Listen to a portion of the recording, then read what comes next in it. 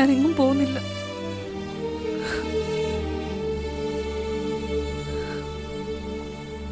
പോണം. നിനക്ക് വേണ്ടി നിന്റെ അമ്മ ഒരുപാട് കഷ്ടപ്പെട്ടിട്ടുണ്ട്.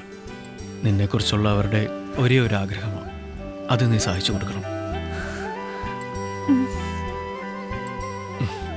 എത്ര നാൾ കാത്തിരിക്കാനും ഞാൻ തയ്യാറാ. ഈ സാധാരണ ഭർത്താക്കന്മാർ ദുബായിക്ക് പോകുമ്പോൾ ഭാര്യമാരല്ലേ കാത്തിരിക്കുക. ഇതൊരു ചേഞ്ച് ആയിക്കോട്ടെ. താൻ ദുബായിക്ക് പോകുന്നു, ഞാനിവിടെ കാത്തിരിക്കുന്നു. അതെയോ?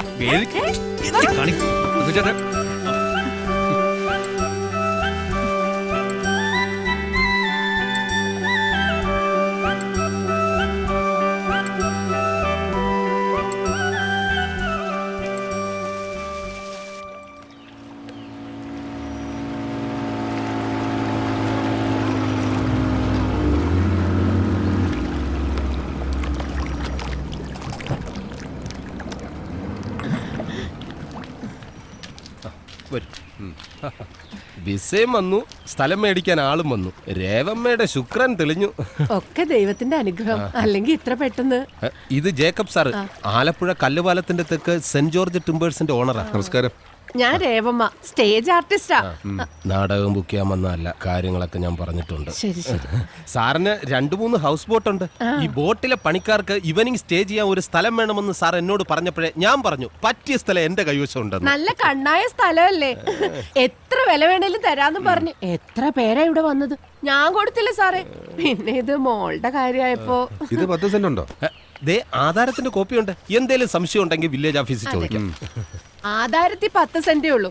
പിന്നെ ഞാൻ വളരെ കഷ്ടപ്പെട്ട് അറ്റോ മൂലയൊക്കെ കുത്തി വളച്ച് 1/2 സെന്റും കൂടി ഇതിൽ ചേർത്തിട്ടുണ്ട്.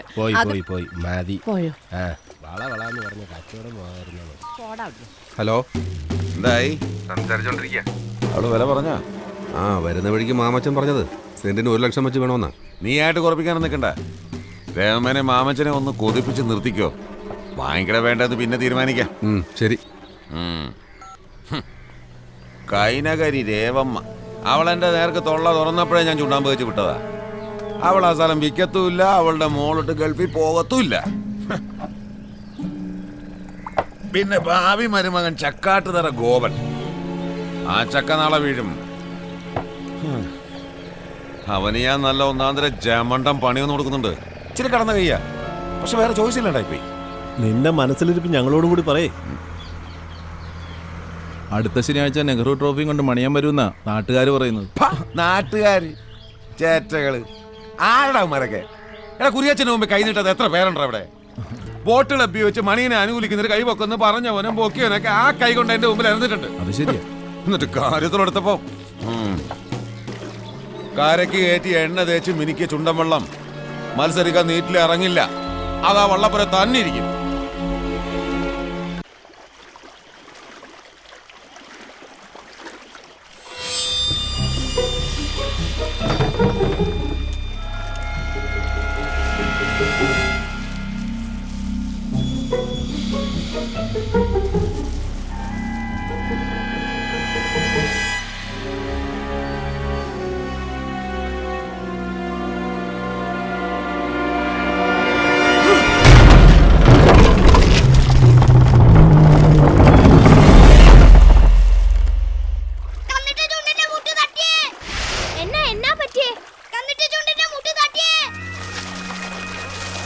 ഒന്ന് മാറിക്കേ. എന്റെ ഈശ്വരൻ, അയ്യോ, നടുപടിച്ചു വീണ വെള്ളം ഇനി മത്സരിക്കാൻ കൊള്ളത്തില്ല പ്രസിഡന്റ്. ഇത് മത്സരിക്കാതിരിക്കാൻ വേണ്ടി മുട്ട് തട്ടി കളഞ്ഞതാ. ഒരു സംശയമില്ല, കുര്യച്ചൻ തന്നെ. അവനിപ്പോ ഈ കരക്കാരൻ മുഴുവൻ ശത്രുവാ. അവനെ വെച്ചേക്കരുത് പ്രസിഡന്റ്. വാടാ, പേര് നോക്കടാ.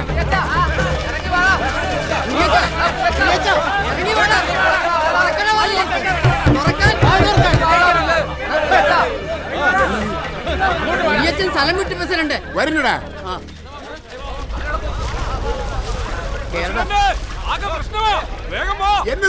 എന്നതാ കാര്യം? സി ബ്ലോക്കിലെ ഗോവന്റെ ഹൗസ് ബോട്ടാരോ കത്തിച്ചിട്ടേക്കുവാ.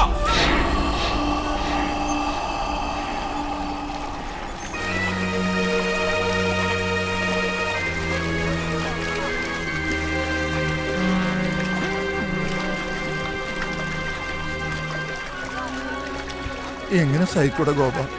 കൊലച്ചത് ചെയ്തു കളഞ്ഞല്ലോ അവൻ. ഇനി നമ്മൾ എങ്ങനെ ജീവിക്കും? കുരിയച്ച മുങ്ങി ചക്കക്കൂട്ട് ഇറങ്ങുന്ന അവൻ അറിയാം. ഇനി ആലോചിച്ച് സമയം കളണ്ട മണിയാ. വാ സുഖു, വിജയ വാ.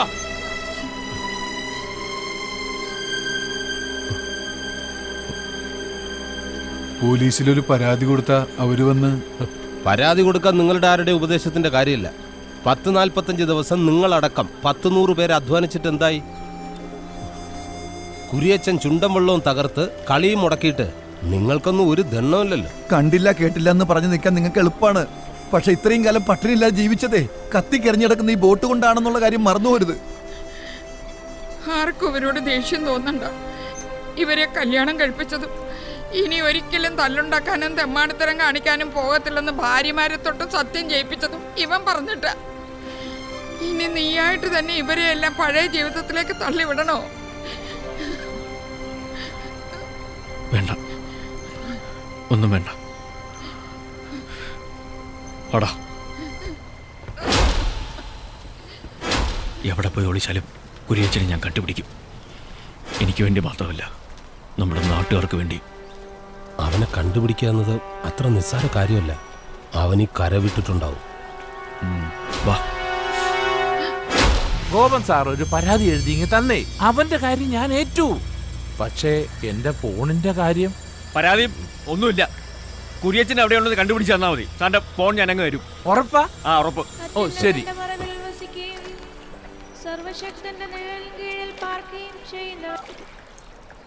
ഹലോ, നീ ആധാരമില്ലാത്ത സ്ഥലത്തിന് കച്ചവടം തുടങ്ങി. ഏത് സ്ഥലം? നിന്റെ ആ നാടക നടിയില്ലേ രേവമ്മ, അവളെ കാണാൻ ഞാൻ പോവാടാ. അതെ, ഞാൻ ഹലോ ഹലോ. ഇത് ശരിക്കുള്ള ആധാരത്തിന്റെ കോപ്പിയാ സാറേ. മാമച്ചൻ പറഞ്ഞിട്ട് എടുത്തു കൊടുത്തതാ. ജോലി അഭിനയമായതുകൊണ്ട് ഒട്ടും കുറയ്ക്കണ്ട, തകർത്ത് അഭിനയിച്ചോ. പക്ഷെ ഈ പറയുന്ന സർവേ നമ്പറിൽ ഈ വട്ടക്കായലിന്റെ തെക്ക് കിഴക്ക് ഇങ്ങനെ ഒരു ഭൂമി ഇല്ല. കള്ളപ്പട്ടയം വെച്ച് പറ്റിച്ചതാ അല്ലേ? അയ്യോ സാറേ, മനസ്സവാച അറിയാത്ത കാര്യം പറയരുതെന്ന്. ഞങ്ങൾക്കാരെയും പറ്റിച്ചും കള്ളം പറഞ്ഞു ശീലമില്ല. ഞാനും എന്റെ ഭർത്താവും കൊല്ലങ്ങളോളം ഉറക്കമൊളച്ച് നാടകം കളിച്ച് ഊതി ഒരുക്കി ഉണ്ടാക്കിയ മണ്ണായത്. ഇവളെവിടെങ്കിലും പോയി രക്ഷപ്പെടട്ടെ എന്ന് കരുതിയ ഞാൻ. നിങ്ങൾ പറയുന്ന സത്യമാണെങ്കിൽ നിങ്ങളെ ഭർത്താവ് ചതിയിൽപ്പെട്ടതാ. ഇത് സർക്കാരിന്റെ പുറമ്പോക്ക് ഭൂമിയാ. വില്ലേജ് ഓഫീസിൽ കാശ് കൊടുത്ത് ഇല്ലാത്തൊരു സർവേ നമ്പറിൽ ഉണ്ടാക്കിയ കള്ളാധാരായത്. ഇത് വെച്ച് ഈ ഭൂമി വിൽക്കാൻ പറ്റത്തില്ല. കൈവശ അവകാശം കിട്ടാനുള്ള അത്രയും കാലം നിങ്ങളിവിടെ താമസിച്ചിട്ടുമില്ല. എപ്പോ വേണമെങ്കിലും സർക്കാരിനെ നിങ്ങൾ ഒഴിപ്പിക്കും.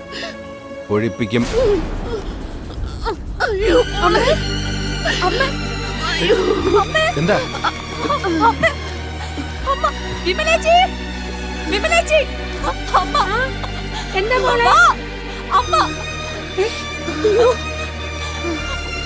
പിടിക്കും, ഹോസ്പിറ്റലിൽ കൊണ്ടുപോകാം.